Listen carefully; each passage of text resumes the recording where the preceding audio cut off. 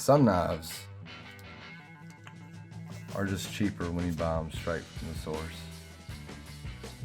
Like some knives increase dramatically on the secondhand market. Mm-hmm. In front of you today is one of those knives. I didn't know that. I feel like an idiot now. I was talking to Dave not long ago and asked him, I said, do you have anything for sale? He said, what are you interested in? I told him my budget range, and I said, I like that Direware. No clue how much those things went for on the secondary market, so it was almost insulting. And he was telling me about the knife, and he was like, it's not ready to go. But since then, I've had some conversations with him. I believe that he is on path to make this knife completely 100% his. Yeah. For exactly what he wants. But he was kind enough to send it along, allow us to check it out, get it in hand, get a good feel for it. Mm-hmm. And anyway, again, we're very appreciative of that. Today we have a Direware Solo. This will be okay.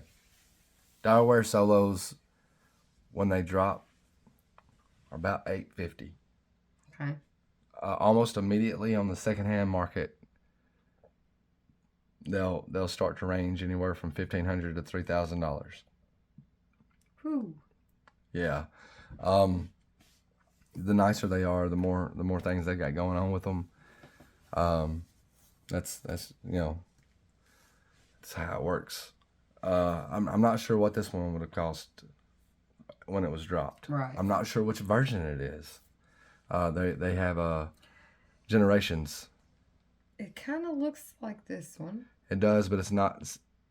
This one's not S110V. Okay. This one is an M390, but it does look a lot like that one. But she's got one pulled up on the phone. Can you go back up there to the stock photo? Okay. He is like that one's got a flipper tab. Yeah. This one doesn't. The flipper tab may have been removed. Dave's an excellent machinist. He's added a bigger forward choil. And it does look like kind of the area he would have done that in too. Yeah, that's not the same knife at all. Where the flipper is. Right. Yeah. He may have removed the flipper tab completely. He did a modification on the thumb stud. He's or the lock bar, or I'm sorry, Stop bar. stop bar. Yeah. He's done modifications on the pocket clip. Pretty much just deburred it. It come with some hot spots. He wasn't in his collection videos. This knife can be found in the second video, and it's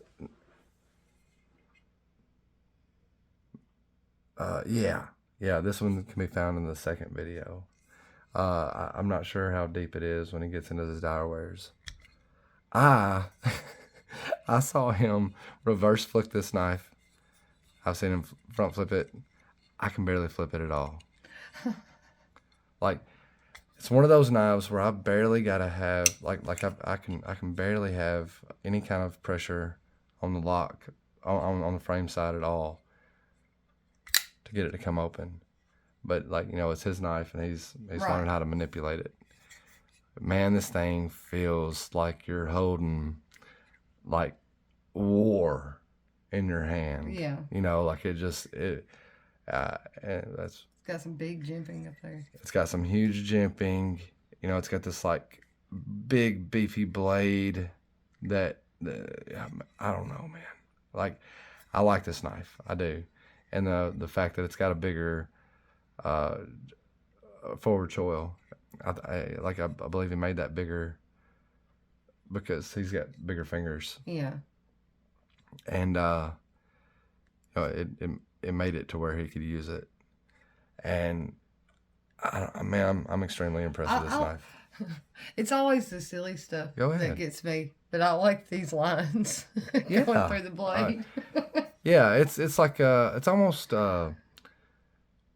steampunk. Yeah. In a way, you know, I mean, it's got this like futuristic type, you know, like also a homage to the past, and this fantasy type. Like that's what I get off of it. Like, look at this tip. Like you see this unfinished part of the tip, like up top. Right in here. Are you talking about this area? Yeah. Yeah. It's not sharp up there, but it's unfinished, and it like, to me, it like just adds this whole different aspect to it. You know, I love that.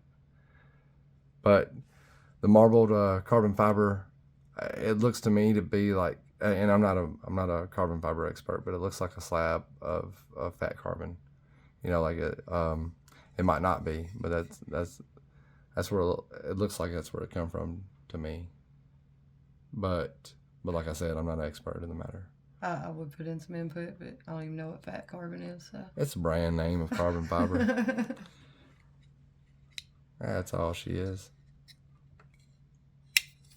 The brand name, speaking of which, is God. See, like I start putting too much pressure on it. I'm just gonna have to be a two-handed knife for me.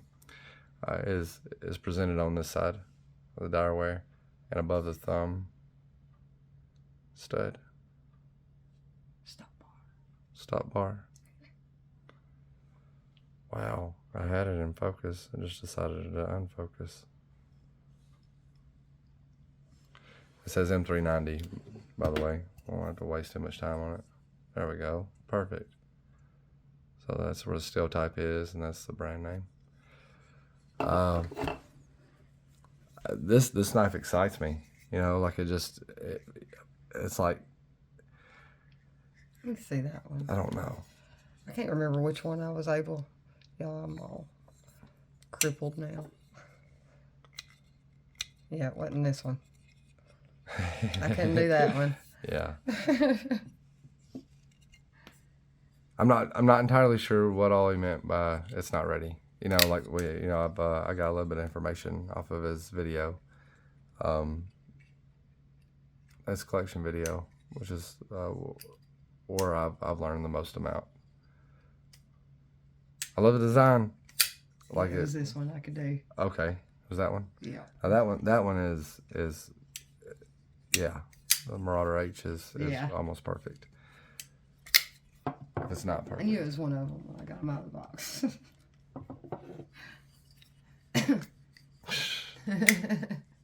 I can't do anything in front of the camera. Okay, do you have anything to say? It is beefy. It is. Sexy as hell, ain't it? I do like the look of it. Once again, it's huge for me. It is. But it's very well made, very, very good looking knife. Yeah. You gonna buy me one for Valentine's Day? Absolutely not. We don't have to go that far for Valentine's Day, buddy. She asked me to take her to Vegas for her anniversary. After 17 years and I of did, putting though. Up with your ass. Some might not think of it as putting up with my ass. Anyway, comments, concerns, questions, leave them below. If you got any value out of these videos, subscribe if you want to. Keep an eye out for our giveaways. We got plenty of them going on. We'll catch you guys on the flip side. Thanks.